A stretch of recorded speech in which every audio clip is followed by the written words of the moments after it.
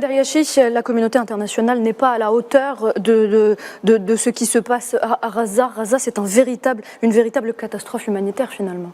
C'est clair, c'est clair.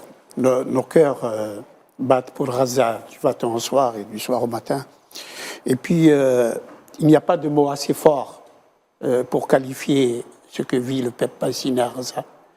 C'est plus que l'horreur, c'est plus que l'ignominie, c'est plus que les déshonneurs.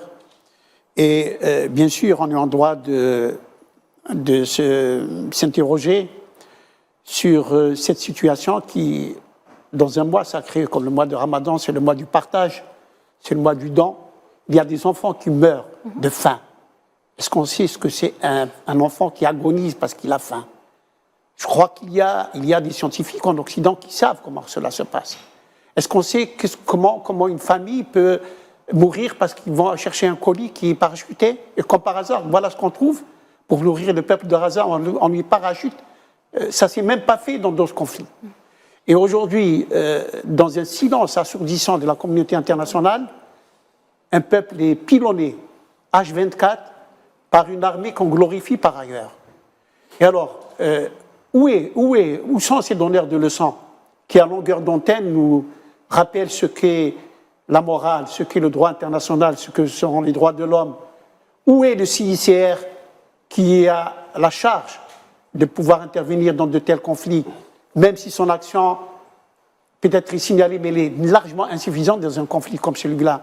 Où sont les pays arabes qui, dans un mois sacré comme celui-là, auraient dû se dresser comme un seul homme pour défendre ce qu'enseigne notre religion? Et surtout maintenant, où est cet Occident qui, comme l'a rappelé Karim Zeribi, pratique sans embâche la double mesure, le droit international, les droits de l'homme, le droit tout court pour les Ukrainiens, mais pas de droit pour les Palestiniens, quand ils se font pilonner par une armée vengeresse, une armée assassine, une armée de fachos. Et alors à ce moment-là, qu'est-ce qu'il faut faire? Oui, je suis d'accord avec Karim Zeribi quand il dit que ça va rester comme une marque indélébile sur le front de l'humanité. Gaza restera dans l'histoire comme ce qu'a fait l'humanité de plus odieux depuis que l'homme existe. Et évidemment, il faudra qu'il y ait une fin. Voici un État responsable, membre du Conseil de sécurité, détenteur du droit de veto, mais qui dit « continuez, vous pouvez continuer à tuer, il n'y a pas de cessez-le-feu ».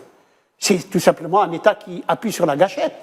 Voici tout un continent, l'Europe en l'occurrence, qui se targue d'avoir une culture, une civilisation, mais qui, juste à 1000 km à peine du plus proche des pays européens, il y a un peuple qui se fait assassiner par un allié qui est celui de l'allié européen, l'entité sioniste. Et donc, c'est tout à fait insupportable. Mais vous savez de quoi ça va accoucher? La violence.